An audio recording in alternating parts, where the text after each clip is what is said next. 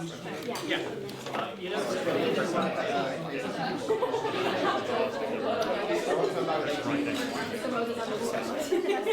I think the great thing about the partnership is the way that it interplays what the students are wanting to do and what the university is then doing in response. And we've had partnership working for many years. The tone of it will change slightly, so I think the students are going to be able to be a bit more radical in some of the things that they would like to do.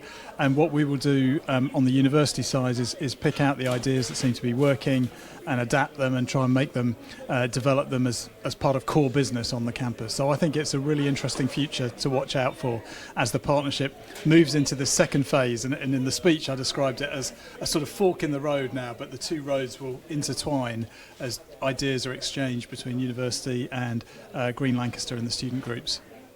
Another thing that I've really enjoyed watching and even participating in is the Don't Ditch It campaign. So this is particularly at this time of year as graduating students are finishing. There's a recycling project. Now I know that that's something that as the partnership evolves, the university is going to pick that one up. So it's an example of kind of reusing stuff and selling things back, refurbishing things so that people can use pre-owned stuff rather than having to buy new every time. My favourite bit that I've been involved in this year, I went on a trip called the Arnold trip. So it's a little remote island in Scotland. There's only about 100 people that live there, and we went there and learnt about, say, like sustainable energies, renewable energies. That was really, really interesting to see how that group interacts with the environment. It's very different to, say, mainland UK. So that was really interesting. That's probably my favourite thing that I've done with Green Lancaster this year. But I think my favourite bit about the entire sort of entity as a whole is that it uplifts students. I feel like, particularly now since it's come more into a union context away from the university, it's much more inclined to help students live sustainable lives and get involved with grassroots campaigning, which is really interesting.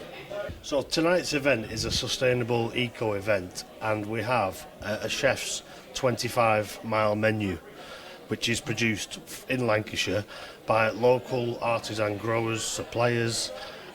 We have broccoli, lettuce, cabbage, all from a 25-mile radius. We have Lancashire cheeses, homemade Blackpool tomato sauce. So all this basically reduces air miles, food vans, trucks, and it just suits the event.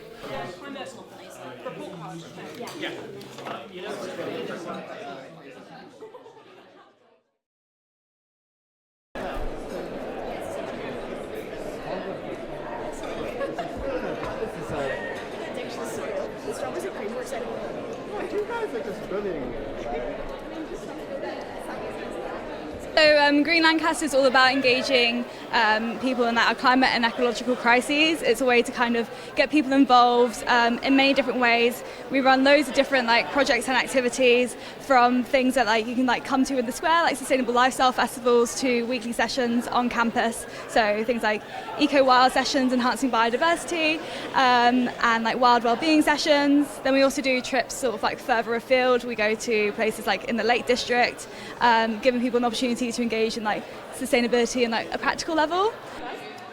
We're a small, independent, social, ethical bank. So all our customers, we align to UN Social Development Goals. So we are probably not well known across the UK as much as we want to be, but we figure the student population and education is something we want to do more work in. So hence, coming to events like this, we feel like we have some aligned goals between two organisations. So I'm a Senior Project Manager for Biodiversity at SOS UK. SOS UK is a sustainability education charity, and we're all about making nature more inclusive and making sure that it's on the agenda for students in the curriculum and wider. We're Emerald Publishing, and we're proud to publish research that helps support attainment of the United Nations Sustainable Development Goals.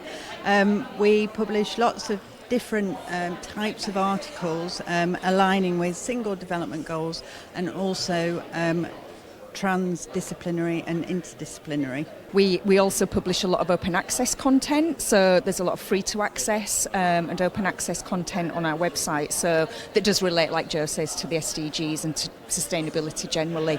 So yeah, I would encourage people to come along and have a look.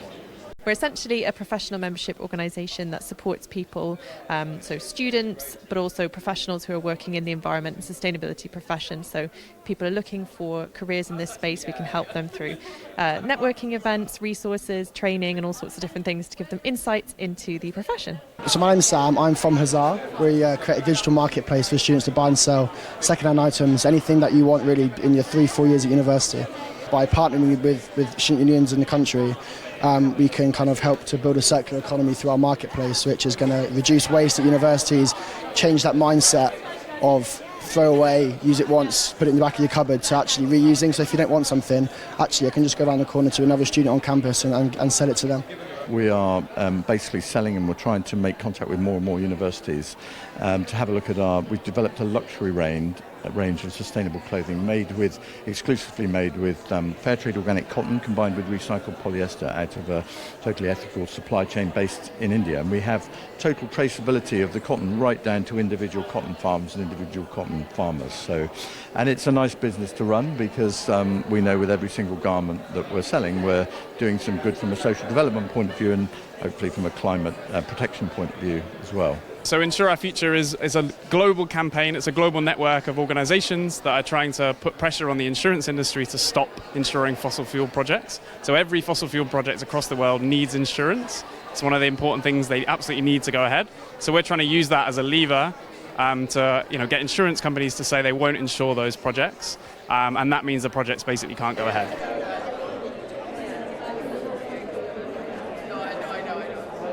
We're very much about engagement, we're very much about educating, we're very much about providing a pathway through university and onwards into whatever comes next for our students, providing that inspiration so that they can go on to do whatever they want to do beyond their time here at Lancaster. I'm excited to share sort of like what Green Lancaster does. So like at the conference this morning, people have gone to like Forest Hills to look at our rewilding site there.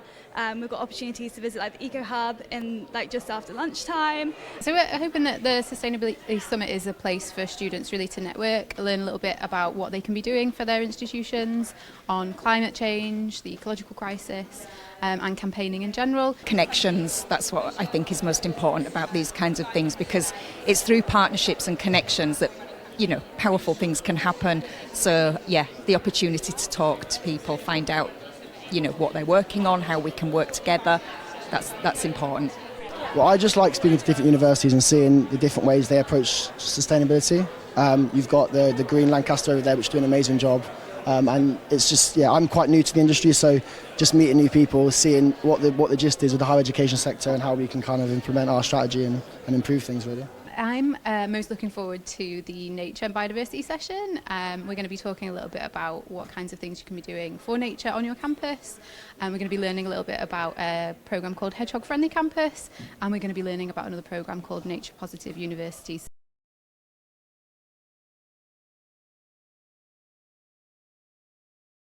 Throughout the day, we've been having conversations about, yes, how do we campaign for sustainability, how do we get these wins on our campuses, in our communities, but also how does this connect to all the other issues that we as students care about, right? And that's what's coming up for the GE. All of these things are on the table, all of these things are super important. So once we've hopefully got, a new government, it's not dissolved, it's there. What happens after election day is the question that we want to pose. Let's start and work backwards, right? What is the vision for what we want after election day, and how do we keep the pressure up, whoever wins? They want us to give up, they want us to shut up about climate change, but we're not going to do that. And I think even if we're not hopeful for what we're going to come out with, if we've got the passion and motivation to keep fighting for it, we're going to get somewhere in the end. If you fancy it and if you feel to just jot down something that you're going to hold on to over the next few weeks, because we know that the discourse is going to get, whatever, in the media or whatever, around the general election and around a lot of issues that we care about, and particularly around climate as well. And so I'm going to jot down one thing in my notes app that I'm going to hold on hope to over the next few weeks. And if anyone wants to join me in doing that, you're very welcome to as we transition into our last session. So yeah, just something that you think, okay, if I need a little spark of hope, I'm going to watch this, or I'm going to read this, or I'm going to remember this. So yeah, feel free to jot that down. I'm activism and very individualistic, oh my god, I've got to be perfect, zero waste, vegan, etc. And while all those things are super important, the opportunity to be part of like SOS UK, like meet so many incredible people, many of whom are like here today, and many of whom I'm meeting for the first time. Like that has genuinely inspired me and motivated me to see that like this is like a community effort. This isn't about like what I can do. It's really about, you know, what we can do.